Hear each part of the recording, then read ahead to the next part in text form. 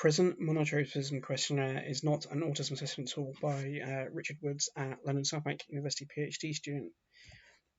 So I have some conflicts of interest over this talk. So I'm just going to quote from the current submitted manuscript. So Woods' conceptualization methodology lead role on original item generation for the Monotropism Questionnaire and consultation on the item refinement, recruitment support, and manuscript review and editing. So I am quite heavily involved in the current kind of version of the Monotropism Questionnaire and its development. I will likely benefit from the Monotropism Questionnaire being received well. So what I mean by that is by being used a lot in research and it being cited a lot. Kind of would like it to not be misrepresented. I do earn some income from delivering training sessions on monotropism theory. I do share the hopes that the MQ might contribute to revolutionising autism clinical understandings and practice, and I'll kind of touch upon that in the talk. So, yeah, I'm medically diagnosed with autism in 2012. I do meet Elizabeth Newton's PDF profile, but I'm not emotionally attached to it. I kind of share Monique Bertha's kind of approach that we should reflect on how our values shape our understandings of autism and how autism is constructed. My agenda is for at least good quality scientific method-based research and practice. This is quite a short video, as it should be in the short videos list. So these are my views on the topic of the Monotropism Questionnaire going viral as a autism self-assessment tool. My co-authors on Monotropism Questionnaire may have different positions. So the video will have briefly cover kind of broader societal cultural situation for autism studies. Some of the MQ's initial study results are kind of promising for on the topic of it being an autism assessment tool. Reasons why the MQ went viral as an autism assessment tool, and why the present Monotropism Questionnaire is not an autism assessment tool, and basically this is a conclusion. So yeah, a few weeks ago on TikTok, the Monotropism Questionnaire went viral as an autism assessment tool. This is a screenshot of two of the videos with the most views. So together there's over 3 million views on TikTok on this topic, which is kind of why I'm doing this talk. So yeah, touching on the kind of broader situation of autism studies, kind of autism theory, research and practice. So we know that autistic persons are systematically poorly treated by society, and that most autism research and practice is poor quality, and generally poor quality research is often associated with poor quality ethics. Yeah, we know there's a theory to research to practice gap by research conducted by Nick Chown, who's a co-author on the Monotropism Questionnaire. And we know that generally, there's a general lack of good quality theories around autism. We know that a lot of the pathologizing theories are often poor quality and with weak evidence on associated interventions lack efficacy. And we know that the generally that autism studies are not inclusive, and again we know this by research done by Nick Chown. But others are trying to improve autism research and practice, and some people, some of the efforts by other efforts by Fletcher-Watson, for example, who's another co-author on the Monotropism Questionnaire. So yeah, autism has often has poor quality theory, research, and practice, as I've already stated. But we know that there are many cases of bold claims leading to perverse adverse ramifications. So some examples would include refrigerator mother, vaccines causing autism, theory of mind deficits, empathy deficits, and extreme male brain. So we know that there's good reasons for autism stakeholders need to adhere to typical ethical standards. So again, just kind of going back to these kind of videos going viral on the autism question, on the Monotropism Questionnaire being an autism self-assessment tool, it's a good case study to kind of to use. So yeah, I'm going to present the results. These images are from these diagrams are from a presentation that Valeria Garau, the lead author on the paper, delivered to I and others last year. I took them just because it was easier for me to grab than from the current manuscript. So yeah, and you can kind of see from them, these are kind of Gaussian curves from autistic and non-autistic participants from Valeria's data. And you can see that the autistic responses are just much tighter grouped together and kind of generally scoring much more highly on a monotropism questionnaire. I think correct term sensitivity, so like how well the theory monotropism questionnaire might detect autistic people. I'm not saying it is because it's not an autism self-assessment tool, but what I'm trying to point out is that autistic people seem to interact very well with the monotropism questionnaire, at least its iteration of it. And it's kind of, again, you get similar results when you kind of look at autistic and non-autistic people with ADHD status. So that's autistic people with ADHD, autistic people without ADHD, non-autistic people with ADHD and non-ADHD.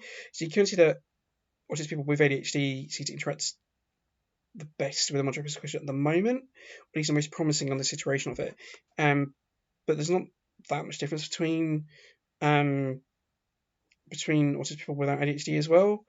It's obviously less tightly packed in autistic people without ADHD. So yeah, again, if you look at kind of correlation between a couple of measures for that often used in autism research, so like the AQ10, which is autism quotient 10, and the MQ, again, is again quite strong correlation.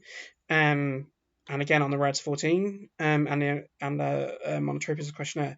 So it looks like these two tools have good convergent validity with the Monotropism Questionnaire. So we kind of put these together, you can kind of see why there is excitement from the study results that the Monotropism Questionnaire might be used as an autism self-assessment tool.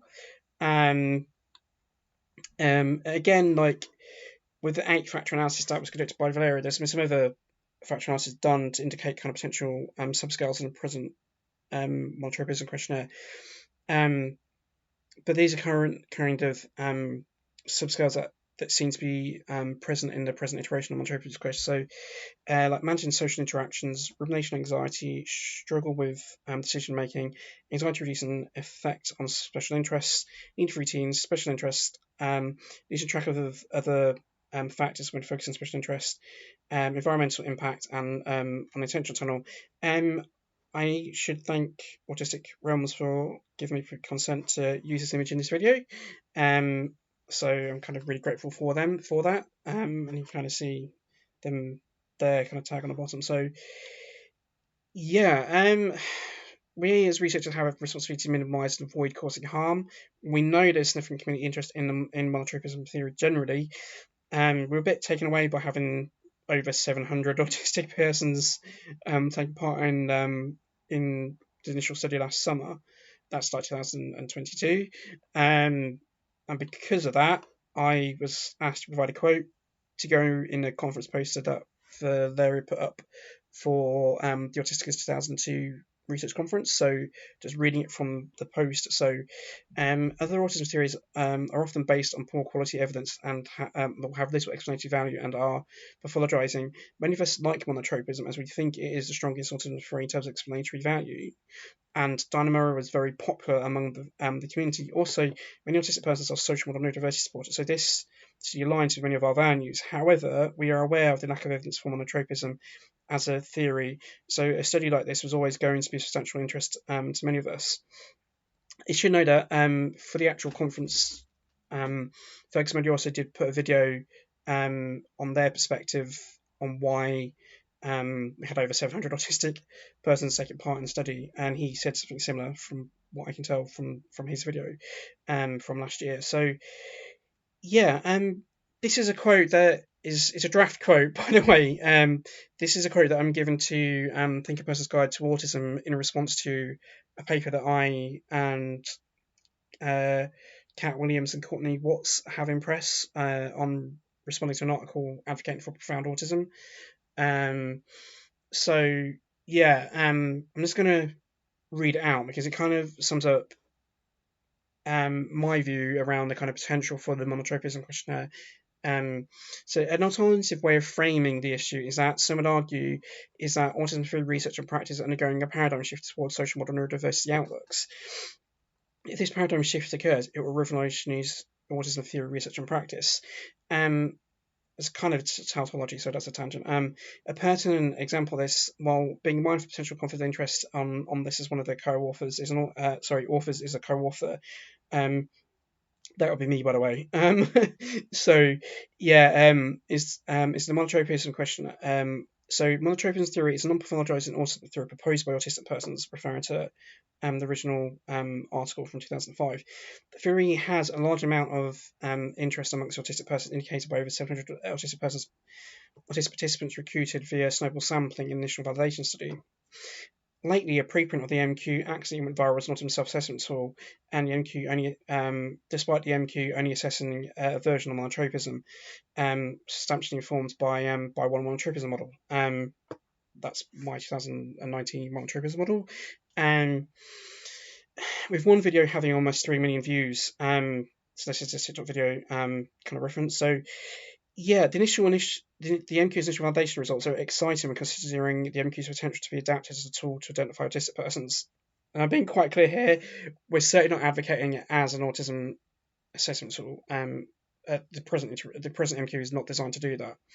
So yeah, so the current MQ has a number of subscales which are pertinent to profound autism, and behaviour-based advocates and potential futures. So yeah, some relevant subscales include kind of deep specific interests. If one looks at items on those subscales, they include features which are intrinsically work with an autistic person's autonomy to allow us to self-regulate. Sorry, so yeah, I think I missed one. So some of the subscales, relevant subscales, are like need for routines for stability, anxiety-reducing effects on topics and activities of interest, and deep specific interests. So if one looks at these items on those subscales, they include features which intrinsically work with an autistic person's autonomy to allow us to self-regulate. One could potentially work with our passions to build on our strengths of our spiky profile. However, there is a clear confidence or interest in parts of the autism industry to divide autistic population, to minimize and dismiss autistic advocacy and agency. So the MQ and subsequent interest in it directly contradict deficit-based approaches which recommend autism treatment such as ABA, and it makes it clear that we need to be asking how profound autism helps to support autistic persons' agency and ability to self-regulate, or for them to advocate for themselves. So yeah, I'm giving these quotes to point out that I share the hope in what the Monotropism Questionnaire could lead to. But I'm also being quite clear in it that it assesses a version of monotropism theory, not autism. So yeah, and this is what I'm trying to point out. This is what this slide is there for. It's like I kind of get why people have viewed Monotropism Questionnaire to be an autism self-assessment tool when it is not, and I share the excitement around it. I also be quite clear that I do stand to benefit from it kind of going viral and stuff, but not viral for the wrong reasons. So just kind of just pointing out that, like, yes, the MQ went viral as an autism self-assessment tool when the present MQ is not there's good reasons to not use the current Monotropism Questionnaire as there's good reasons to not use current Monotropism Questionnaire as an autism self-assessment tool. So yeah, there's debate if monotropism theory or monotropism cognitive style is specific to autism. We don't know if we do not know if monotropic cognitive style is seen in non-autistic persons. We don't know exactly how monotropism presents in non-white autistics, and there's the present study was the initial items were mainly generated by white autistics, and a lot of the participants were white. So the present Monotropism Questionnaire and results may not be reflective of how monotropism presents in non-white autistics, and also the current Monotropism Questionnaire items are informed by my Monotropism model, which is designed to explain pathological demand avoidance in autistic persons. So there's two subscales and some items that are based around anxiety, and anxiety is not a core feature of autism. So there's anxiety-based questions may be removed from future Monotropism iterations. So Monotropism Questionnaire iterations. So, yeah, the co-authors have acted swiftly to prevent potential erroneous verification of the Monotropism Questionnaire. So, I've included a link to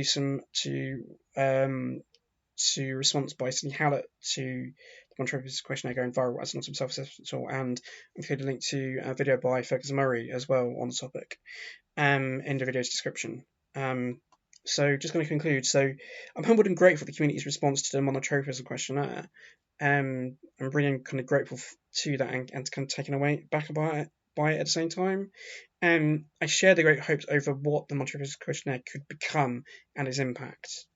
But at the same time, we do not know definitively how monotropic cognitive cognition kind of presents inside and outside of autistic persons. And the current MQ is not an autism assessment tool. Just to be quite clear about that. The MQ is an opportunity to follow. The Monotropism Questionnaire is an opportunity to follow typical ethical standards in autism studies, theory, research, and practice. And the MQ going viral as an autism assessment tool is an interesting case study in research ethics. So it is applicable to kind of pathological demand avoidance and or pedo profile of autism. And that's basically a video. So these are my contact details if you want to get hold of it. My email address, Twitter handle, ResearchGate, YouTube video channel, which you should be watching this video on. And these are the references. There's only 3 reference slides, so I'm not going to linger on them loads. You can pause the video if you would like to access them. So second slide, and this is the last one. So thank you for watching the video. I'm grateful for you watching it. I hope you watch more. So yeah.